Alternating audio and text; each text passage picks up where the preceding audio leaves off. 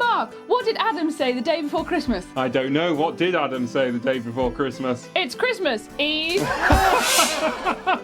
Oh, Emily, look over there. Whoa, what is that? It's a sign. We better make a start. Oh, Merry Christmas, everybody, and welcome to Christmas Club! Happy Christmas Eve, everyone, and welcome to Christmas Club. I'm Mark. And I'm Emily. And we've got a fantastic Christmas Club lined up for you today, this very special day. We've got baking, singing, dancing, praying, and we're going to watch another episode of the story of the very first Christmas. Oh, Mark, tell us who's in this one. Well, this time it includes the wise men. Oh, yes, and they brought gifts to Jesus, didn't they? Tell us what gifts they brought. They brought gold, frankincense, but wait, there's myrrh. As well as sharing the best jokes you've ever heard, we're also going to be baking these stained glass window biscuits, and you can also double them up as decorations for your tree. Sometimes in church buildings you get stained glass windows. They're not much to look at when it's dark outside, but when the light shines through them, wow, the colours just radiate and it's so beautiful. It's a bit like that with Jesus. When we have the light of his love in our hearts, it shines out of us and makes everything around us beautiful, at Christmas and all year round. So to help us remember that, we're going to make these stained glass biscuits now, which look so colourful when you hold them up to the light. They do look delicious, don't they? Yes. So here we go, stained glass window biscuits. You'll need 175 grams of butter, 225 grams of plain flour, 75 grams of caster sugar, 1 egg, some vanilla extract, and you'll need about 20 or so boiled sweets. We use this kind, but you can use any ones that you have at home. First, you'll need to preheat the oven to 180 degrees Celsius or 160 degrees fan and line 2 sheets with baking paper. Then you'll need to take your boiled sweets and unwrap them. Separate them by colour into separate plastic bags. And then you might want a chopping board for this, just to make sure that you don't damage your table. We're going to take a rolling pin and we're going to bash them up until they're all into tiny pieces. Be careful with this and ask an adult for some help.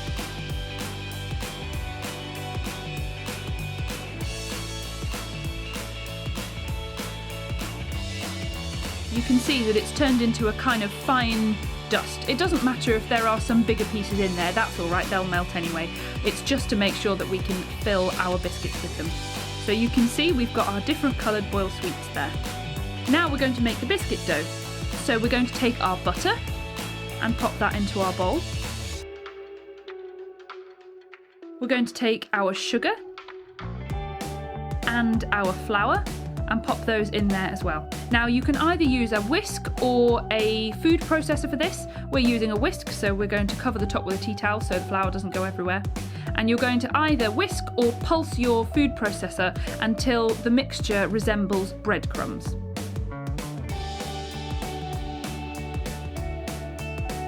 So you can see we've got a breadcrumby texture there. So now we're going to add our vanilla extract and our egg.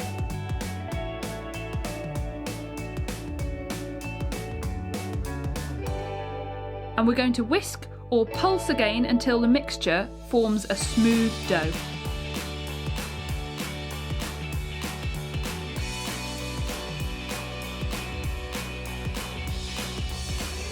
It can be a bit sticky, so you might need a spatula at this point.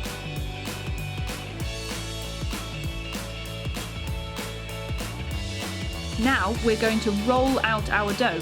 So take a little bit of plain flour and pop it onto a clean surface. Get your dough and put it onto your surface. Once you've got your rolling pin, I suggest putting a little bit of flour on there as well to make sure it doesn't stick to the dough, and then just roll until all of your dough is rolled out to about 5 millimeters thick. Then we're going to take our cutters. Now we need to cut these so that there is a hole in the middle for our boiled sweets to go in. So we're doing round ones here, then they look beautiful and they look like baubles. But we've also got some angels and some gingerbread men as well, so we're going to cut some of those out too. But if you only have round ones at home, you can just do round baubles and they look just as beautiful. So now we're going to put our biscuits onto the tray. It doesn't matter if they go a little bit wobbly as you put them onto the tray, you can always reshape them in a minute. And remove the centres, ready for the boiled sweets.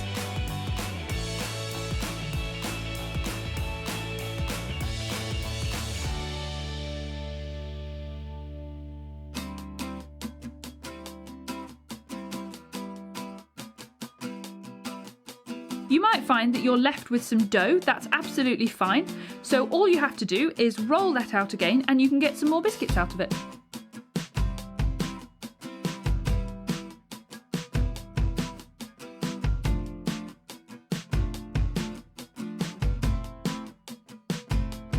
So you can keep cutting and transferring to your baking sheet as many times as you need to until all of your dough is used up.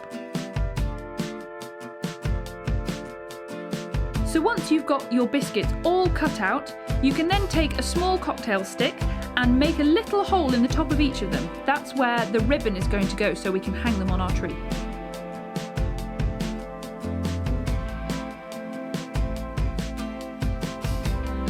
Now you'll need your boiled sweets, and you can fill up the holes in the middle of the biscuits with the boiled sweets. Don't overfill them so that they don't spill over in the oven. But you can either do one colour in each, or you can use several colours and make a kind of rainbow effect. That's quite fun. We've done that on a couple of our biscuits here.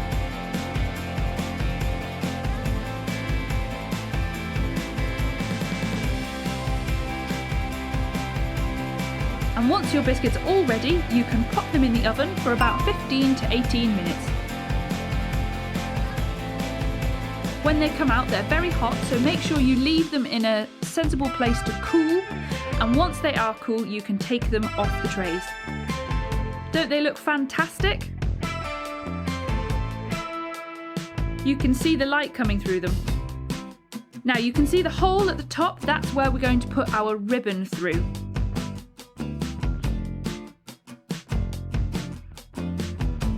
So get a piece of ribbon and a cocktail stick, and you can use the cocktail stick to push the ribbon through the hole gently, like that.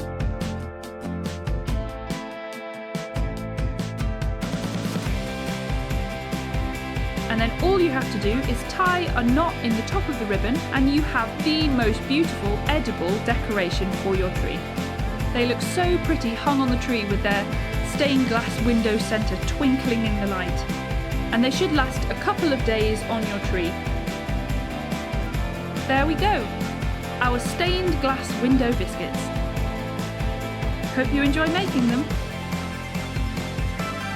That was really fun. My favourite bit was getting to crush up the boiled sweets.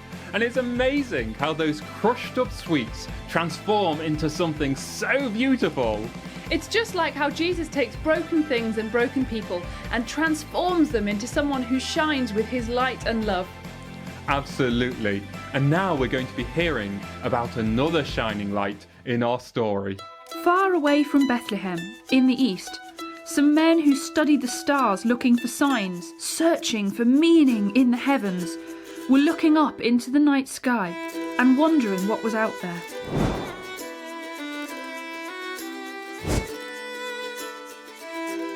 Then one of the wise men noticed that a new star had appeared, shining brighter than all the others. They'd never seen anything like that before. They knew that something special was happening. In fact, it could only mean one thing. Someone very special was arriving into this world, a king. They immediately agreed that this was an opportunity not to be missed and that they should follow it. It looked like it would lead them a very, very long way from home, but they weren't frightened. This was a once-in-a-lifetime moment and they had to seize it. So, they began preparations to leave, packing up the things they needed, gathering food and provisions, blankets, and spare pyjamas, of course. Just as they were about to say goodbye to the people at home and head off on the trail of the new king, one of them said, "Wait! We can't possibly turn up to greet such an important person without taking some gifts with us." So they sent for the most precious gifts they could think of.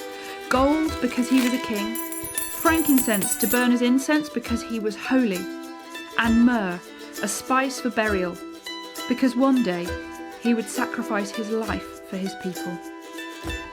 And with those precious gifts, they set off on their long journey to meet the new king. As they got closer and closer, the star seemed to shine more and more brightly until they reached the place where the family were resting.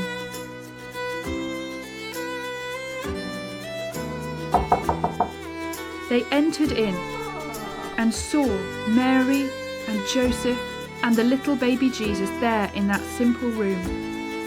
And as they did so, they were suddenly overwhelmed with love. They realised that God loved them so much that he had led them all that way to be a part of this amazing moment. They'd spent their lives studying the stars and planets, and in that instant they realised that the God who was so awesome and powerful that he had made the whole universe had sent this baby to show them his love.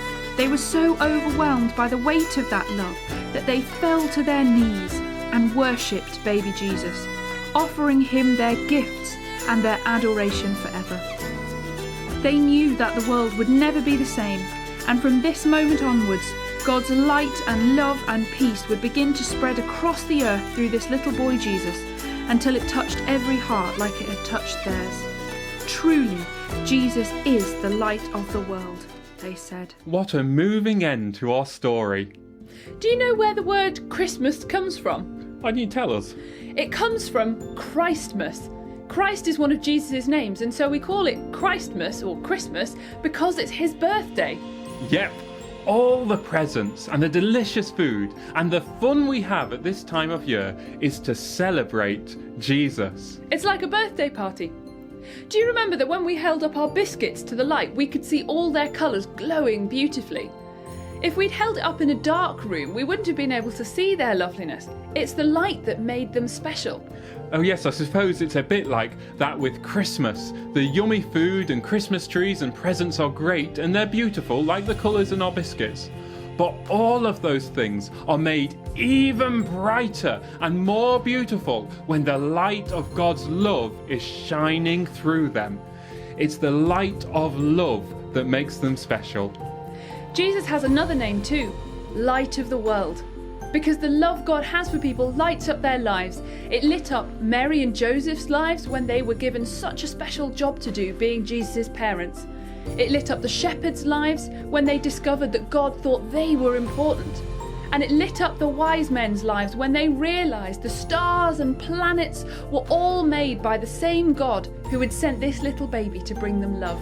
And if we let him, if we let God, he will light up our lives and our hearts and even our Christmas with love too. Now we're going to sing a song, What Child Is This?, about how Jesus came to bring light and love into our hearts.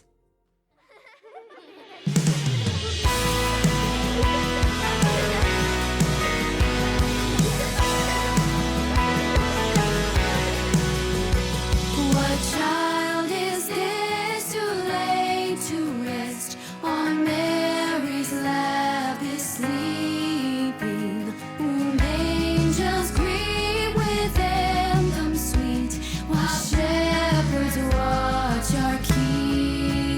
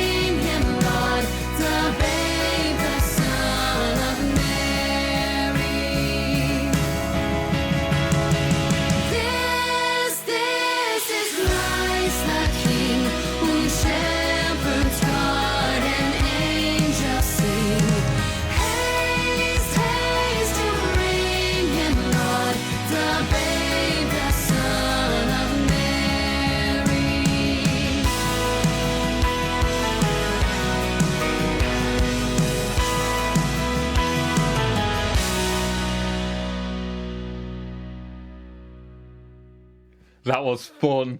So lastly, we have a quick prayer activity for you.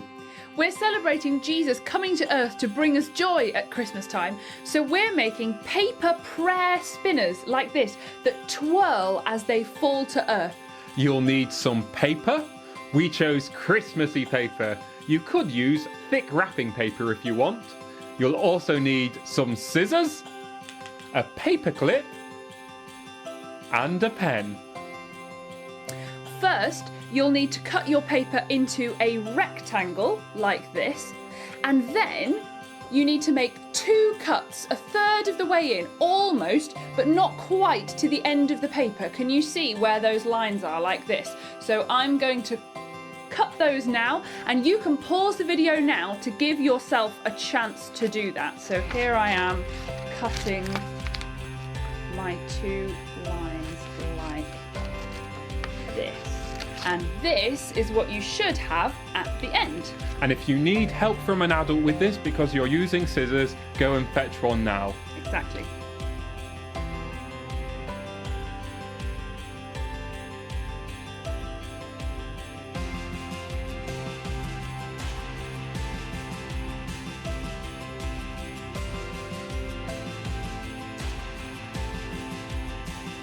Then, before we do anything else, we're going to write on our prayers.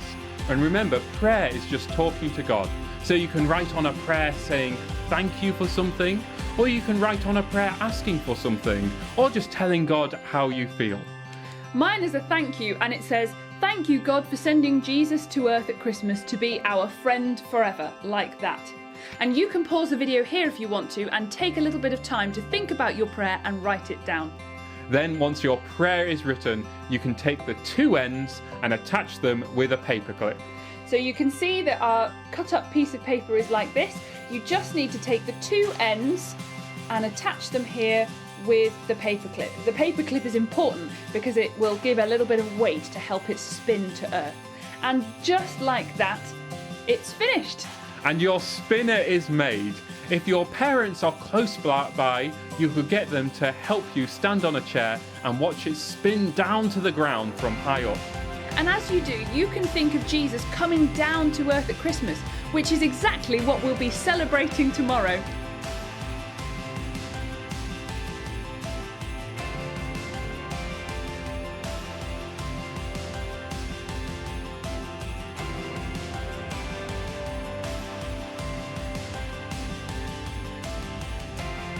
That's all from us here at Christmas Club. Thank you so much for joining us. It has been absolutely brilliant having you with us, and we hope you've had lots of fun. Have an amazing day tomorrow. See you soon, and Merry Christmas!